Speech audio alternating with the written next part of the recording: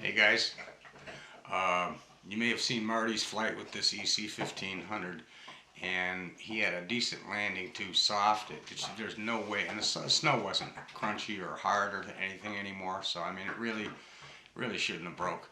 But the front skis, and I thought about it when I put these on, they look like the kind of material that when it gets cold, might rattling the camera there, sorry about that, kind of material that when you squeeze it, it flexes a little bit. When it gets cold, it's probably going to get kind of brittle. So I hate to say it, but I learned by Marty's misfortune that before I fly it on the snow, I was going to go ahead and put the skis on it. Plus, I was too darn cold at that point anyway. So I just made a good decision and thought I'd reinforce my skis. And we're going to use the clear. It's extra thick but super smooth, so it should be great on the snow. I've used it on floats before, on the bottoms of floats, and it holds up real well. And that's what we're going to do the bottoms of these with. Plus, on the flex, it'll keep them from flexing too much because it's going to be pulling against a real strong material that does give a little bit, but not much. Okay, so hold tight. We'll get this done, and then hopefully get this thing out and fly it. See you in a short.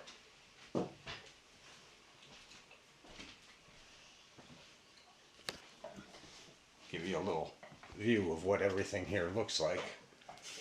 These, his didn't break here, but could.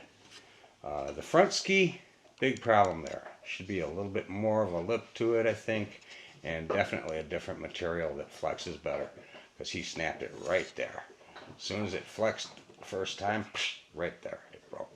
Did not break the actual stays that hold it, but I think that those might need a little support on the back sides. I might just use a little bit of foam tack glue and run a bead, the reinforcement areas, just to absorb a little bit of, if it gets brittle, the other stuff doesn't really, kind of help support it, hold it all together.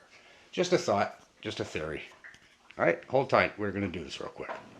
Hey guys, Skip here again, continuing on here with the reinforcement of the skis. I have put a layer of thickness, you can see, on the rear skis. His didn't break on the rear, but my theory is if you put the bottom on the bottom, that tape is going to add to that flex, or keep it from over flexing, because it's really holding that plastic together. It'd be better to do it on both sides, just in case you do break one, and then it doesn't become a flail segment, in other words, like a broken piece flapping forward. The tape would still hold it at least in place. So that's what we're going to do.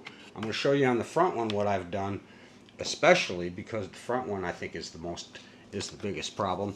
I put now here's the width of the tape, okay? Now I basically went from one side to the other side, a piece each, and then one piece right down the middle. So basically I've got a thin piece here, or just one piece here. It's not that thin stuff.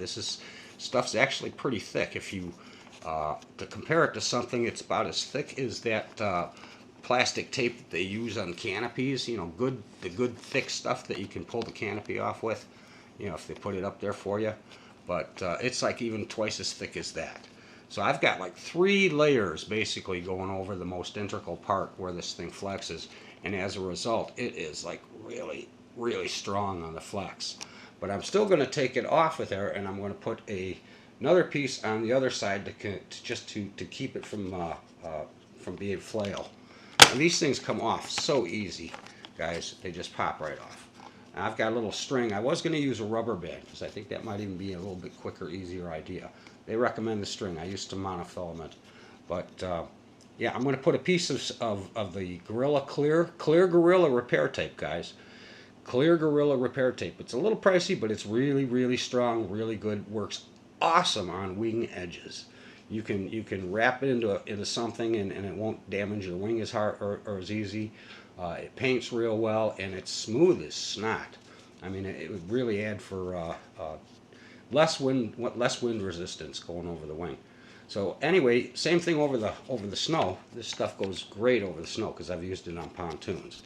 So that's what we're going to do, is we're going to put another piece over this side here too, just in case this thing should break. I won't have a flail segment just falling forward. The tape will hold it at least in place, even if it is broke. All right? I'll show you back in a short here when it's done.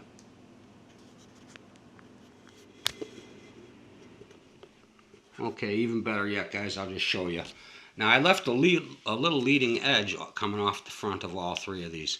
So you can see, if you can get a real look at that, see how thick this stuff really is. I'll try to hold my hand as still as possible. But that stuff is really pretty thick, and it's really smooth. But it's super strong, super strong. And it sticks like Gorilla Glue. You get it out, put your whole fingers on there like that, it's going to be hard to get them off. So I'm going to go over this leading edge a little bit on both sides and tack it down right there for now. I want to get as close to this back edge here as I can. Okay. Not the straightest in the world. Hard to do this when you're doing it with a camera, guys. So please don't mind my hand. I'm trying to give you a... Boy, this stuff is sticky. But I want to go right down the middle. And as you can see, this you can go right up to the ridges, tuck it in, go over the ridges, so that, like even on the bottom, you go over the ridges and tuck them in on the sides so that you still get the grooves so that they'll still handle the snow and be able to turn.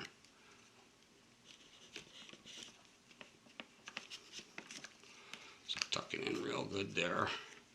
And then I want to press it on really good so it's kind of like one piece of plastic here, guys. And then fold the leading edge over it. I might even want to take a little extra strap and tack both those edges down. They don't want to seem to stick right now. But we'll do that. But now we've got the backside covered here as well. Okay, and this should actually really, and I can just feel it compared to what it was. It's like a super tough ski, like a Dubro ski now. So excuse to borrow that name, Dubro, but you guys should make some of these for the EC-1500, and E-Flite should stop making these. Or they're right to just give them away, you know, because if you got something better that you can copy them with, like a 3D printer, and make something with better material, then these aren't really a bad deal. And they go on easy, and they stay on. They're pretty tight, and they're pretty tight. I mean, it's going to take a lot for them to get to moving and get loose on there. But the little stringing idea does work. All right, guys, thanks for watching. I'll do the back skis. I won't bore you with that, but I'm going to just put a single strip back there again, too, and finish up this strip on the top. And that should hopefully give enough strength to these skis, and I won't have to have the unfortunate experience of landing in soft snow and breaking the ski right off the bat like poor Marty did. All right, thanks for watching, guys. Catch you later.